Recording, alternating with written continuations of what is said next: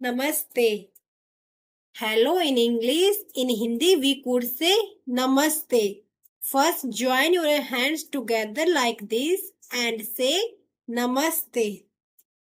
Today, we will discuss about my introduction in Hindi.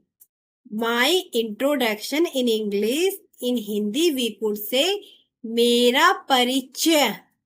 My मेरा introduction in Hindi we could say परिचय. My name is Divya Goyal.